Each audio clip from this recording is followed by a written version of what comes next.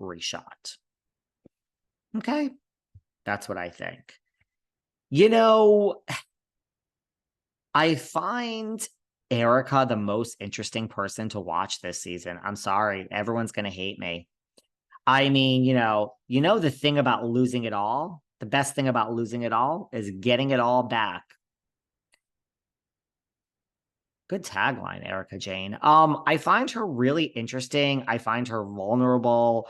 She's learning about empathy. Okay, we can go through that. Shout out to our good friend, Dr. Jen.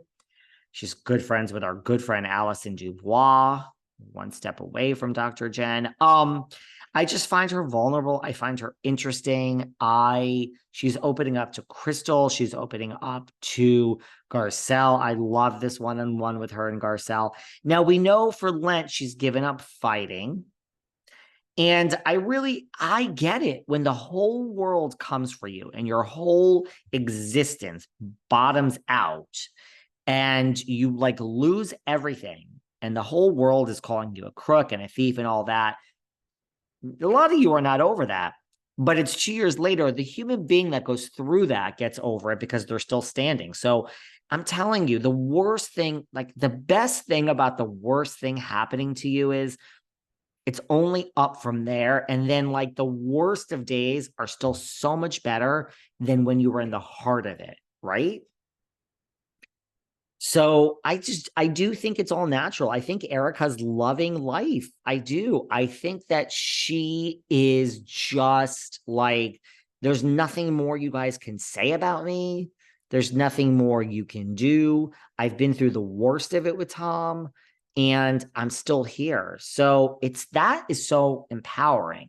And what more could you all say about me? Because everything you're saying now is a lot better than all the shit you said 2 years ago. It was every hour on the hour. So I think I just find her so interesting to watch this season. I do. I'm sorry, hate me.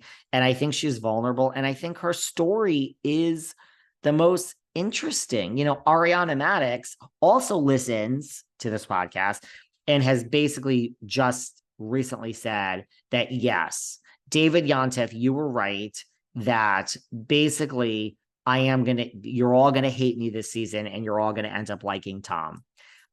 Didn't we say that? Didn't we say that when someone gets built up, they're going to come crashing down. And when someone is so down, you all love a redemption story.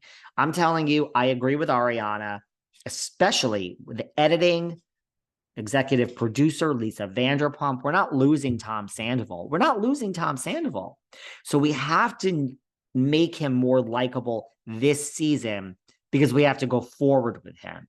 You love to hate someone like Ramona. Ramona works because you loved to hate her. When you hate the person, a la Diana Jenkins, it doesn't work. So we need the audience to hate Tom Sandoval, not hate him. Now, last season, it was okay to hate him, but now we need to redeem him because he's a vital part of the show and he's not going anywhere. So Ariana listens and she just said, you're all probably going to hate me this season. And yes, she'll probably build up Tom. You're welcome, Ariana. You're welcome, Lisa Vanderpump and Vanderpump Producers, because I said this years ago when this whole thing first happened. I think he's going to get a good edit. She's going to get a bad edit. The trailer looks great. The glass smashes, very dramatic. What a difference one scandal can make. They're all on top, guys. January. We only have a month and a half, and we'll be talking about Vanderpump Rules. We'll be talking about it right here on Patreon, guys. Let me sip my coffee. How many of you listening to this Saturday morning when it just came out and you're having your coffee too? I mean, or it could be Saturday morning and you could be Sutton Stracking it. Yeah, you could be having your vodka.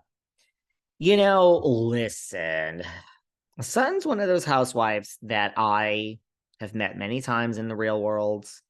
I have a great, every time I see Sutton, love her. But this is something that I personally have thought before. And now it's coming out on TV. Really, there's no ego. I'm not here to say, oh, I was right. But I have had my own concerns about Miss Stracke and her drinking. I've had my own concerns. Look, there's different forms of a drinking problem, right? Now, listen, I'm not on a soapbox judging anyone. Trust me. Last night I was at a dinner party. Someone here in the Hamptons had me over and we just drank. And I'm just like, I don't know how people don't drink in life. Life is too stressful, really. But I'm really one of those people that like, look, I could do the Sunday fun day. I could do the Saturday, like let's have a cocktail at brunch. I can't do vodka during the day. My day drinks are Aperol Spritz or Rosé. Those are my day drinks. Then when it's 5 o'clock, I go to martinis. But I really don't drink if I stay home. I only drink when I go out. And again, I'm not judging anyone. And I really don't drink that much. Like I have 3 martinis sometimes. Like the night before last, I went out to dinner. I had 2 martinis and then I had a Grand Marnier for an after dinner.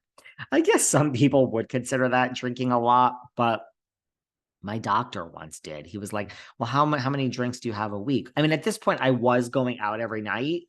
And so I was like, well, if I have 3 martinis a night and I'm out like 7 nights a week, like 21 martinis a week. And he was like, that's not possible. I'm like 3 a night, 7 nights a week, 21. Like, he's like, that's like a full blown problem. I'm like, it's not. Calm down. But I really don't drink that much nor like to. But like, I've noticed things about Sutton, and now we are editing a certain way, but it really is. There's other little nuggets there. There's Easter eggs. If you go back and watch some of these episodes from all the other seasons, there is a thing where she always has a drink. Like this whole, now we're focusing on it. Yeah, that's a lot of vodka with a little bit of cranberry for 1 o'clock in the afternoon. I mean, I'm not judging. So in that scene with her, with Kyle, where Kyle's like, you're acting weird, to me, I have this backstory in my mind that Sutton is totally fucking trashed by this point in this scene and is like acting weird because she's fucking drunk. I'm not coming for you. I love you, Sutton. I love you. Guess what? Best Housewives of the Year, worst Housewives of the Year, most shocking moments. Sutton's on one of those lists too. And by the way, let me just clarify. Let me just make a statement here. When I say best Housewives of the Year, worst, it doesn't mean how I feel. I could hate you. If I think you had a good year, I keep my emotions out of it. So don't assume Sutton's on the best of list just because I just said I like her. This is a real objective. How was your year? Did you have a good year? Did you have a bad year? I'm gonna, I'm gonna